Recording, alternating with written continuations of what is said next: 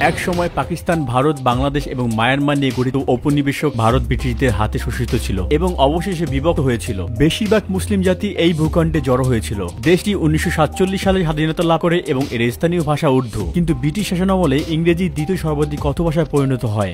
আজও উর্দু ছাড়াও ইংরেজিকেও এদেশের সরকারি ভাষা হিসেবে বিবেচনা করা হয়ে থাকে। You can take a taxi from there.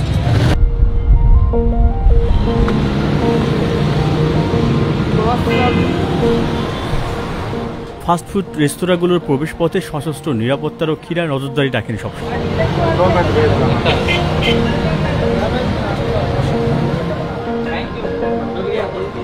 আপনার বন্দুকটি কি লোড করা? ভিক্ষাবৃত্তি খুবই সাধারণ, বিশেষ করে হিজড়া ভিক্ষুক খুবই বেশি। আমরা একজন লোকের দেখা পেয়েছি যে আমাদের বেঁচে যাওয়া বিস্কুটটি খেতে চাচ্ছে।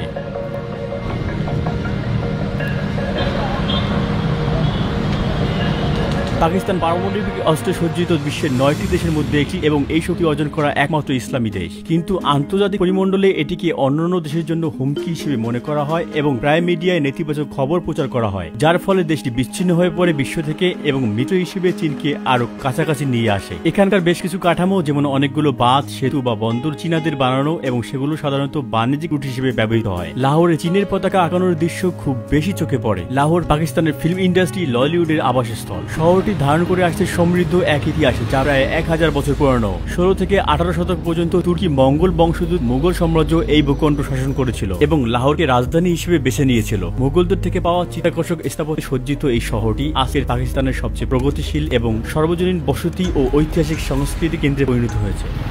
মুঘল শাসনামলে 1973 সালে সমাপ্ত হওয়া এই বাদশাহী মসজিদে প্রায় 1 লক্ষ লোক একত্রে নামাজ আদায় করতে পারে এবং এর মিনারগুলো তৈরি করা হয়েছিল 2 ডিগ্রি বাহ্যিক কোণে, যাতে সেগুলো ভূমিকম্পের সময় নামাজরত মুসলিমদের উপর না পড়ে। লাহোর ক্যাসেল, যা ইউনেস্কোর একটি বিশ্ব সাংস্কৃতিক ঐতিহ্যবাহী নাম, এবং শালিমার গার্ডেন নির্মিত হয়েছিল পৃথিবীর স্বর্গের অনুভূতি পাওয়ার জন্য, সেটির অবস্থানও এই শহরটিতে।